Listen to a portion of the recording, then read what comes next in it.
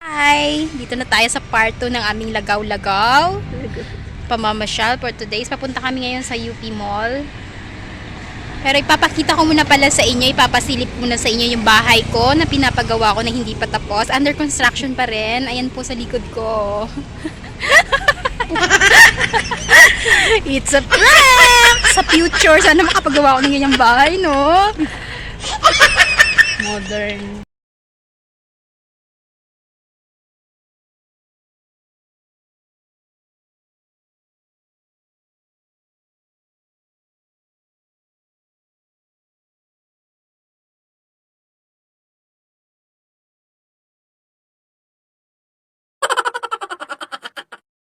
Pahinga muna. Dito.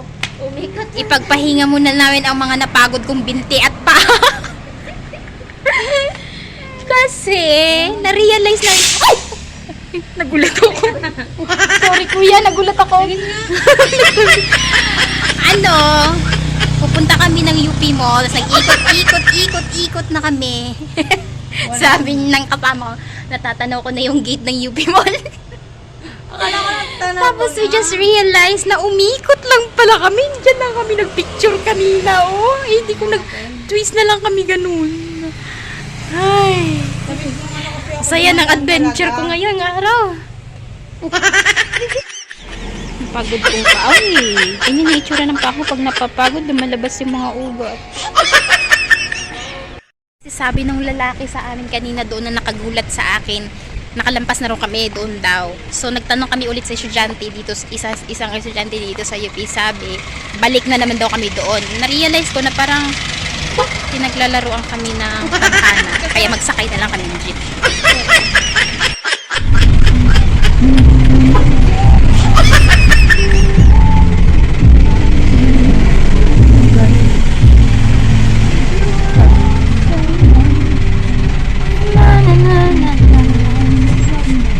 Nakakabenta kami sa Yopet Mall. Nasa Yopet Town na kami. Muntik na ako makatulog sa jeep sa sobrang pagod ng aking mga hita.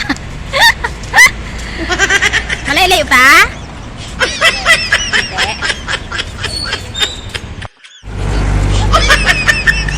Malapit na kami sa UP Town. Tatawid na lang daw kami ng kalsada.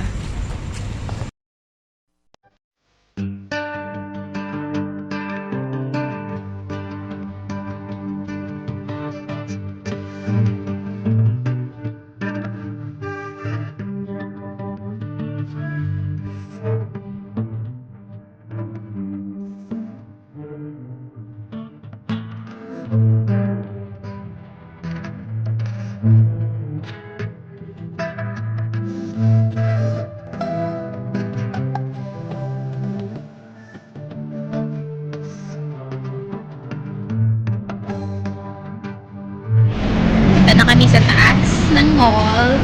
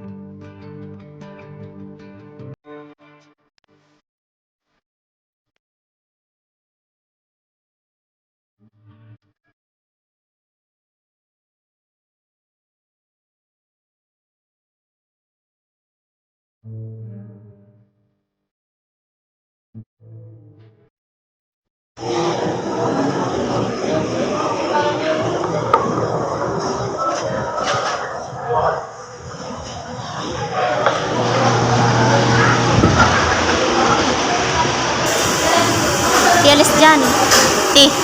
Shanaya, alis dyan, Shanaya.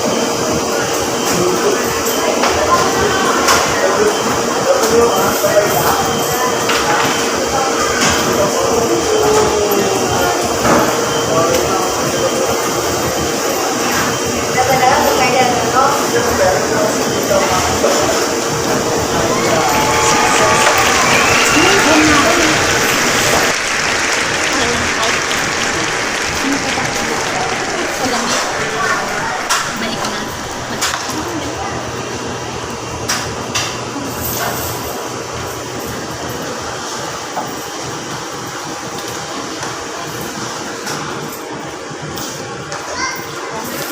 1 hour later.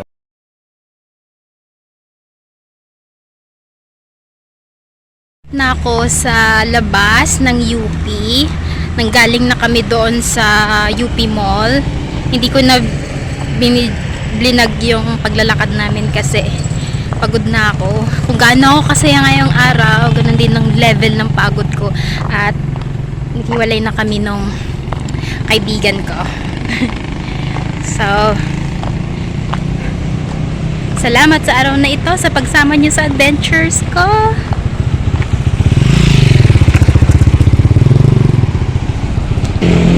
Bye! Thank you for watching!